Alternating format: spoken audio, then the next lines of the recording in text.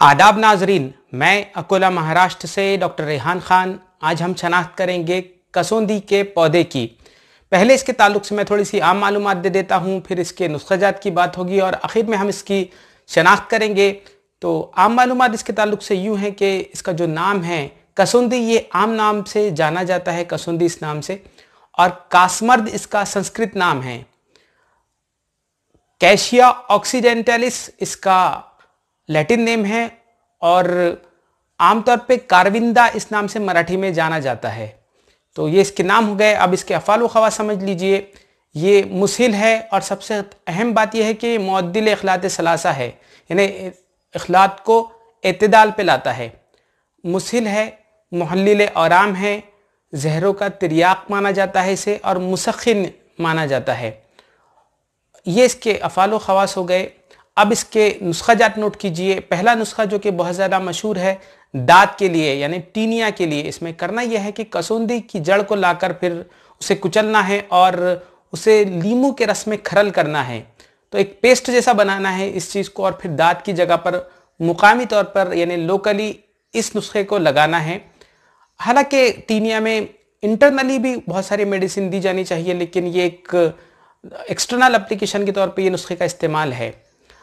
अगला इसका नुस्खा नोट कीजिए जो कि है कब्ज़ के लिए। इसमें करना यह है कि कसौंदी के ताज़ा फूल जमा करना है और फिर उन फूलों की जो तनासुब है उसमें करना यह है कि कसौंदी के फूलों का जितना वज़न है उससे 3 गुना फिर शक्कर लेना है, और फिर इस शक्कर को और कसौंदी के फूलों को लेयर बाय लेयर आप बिछा दें, और यानी कांच के बर्तमान में या कांच की बोतल में लेकर इसको अगर आप वैसे भी डाल दें तो चलेगा।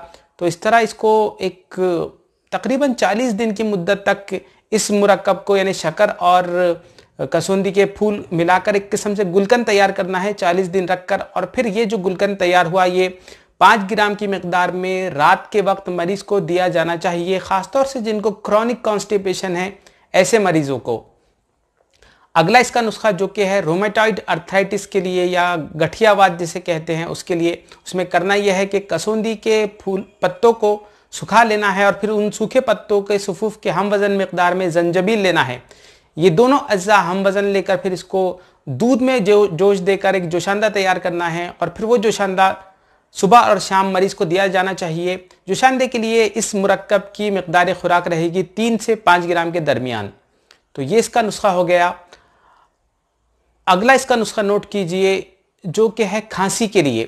इसमें करना यह है कि कसौंदी के जो पत्ते होते हैं उनका रस निकालना है कुचल कर तकरीबन 10 ml की मिकदार में, और उसमें हस्बे ज़ायक़ा शहद मिलाना है। तो इस तरह एक मुरक्कब बनाकर फिर वो 10 ml सुबह और 10 ml शाम इस मिकदार में खांसी के मरीज़ों को या दम्मे के मरीज़ों को, या फिर जिन्हें वूपिंग कफ है जिसे काली खांसी कहते हैं या कुकुर कास कहते हैं, तो इन तमाम मरीज़ों को दिया जाना चाहिए।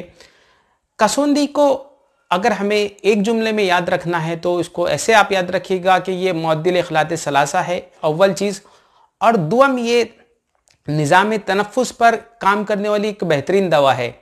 तो ये इसके ताल्लुक से मालूमात थी। बहरहाल अब आप हजरात इसकी शनाख्त कीजिए। मुशाहिदा कीजिए इस कसौंदी के पौधे का। हमारे यहाँ अक्सर सड़कों के किनारे ये पाया जाता है। ये देखिए इस किस्म से होता है। इसके फूलों का मुशाहिदा कीजिए। अक्सर जो सना मक्की या फिर पनवाड़ की खानदान के पौधे होते हैं उनके जो फूल होते हैं वो कुछ इसी किस्म से होते हैं।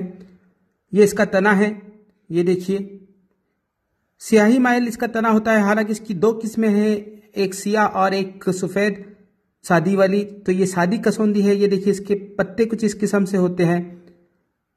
मैं आपको पीछे की तरफ से भी इन पत्तों का मुआयना करा देता हूं। ये देखिए इसके पत्ते पीछे से कुछ इस किस्म से होते हैं।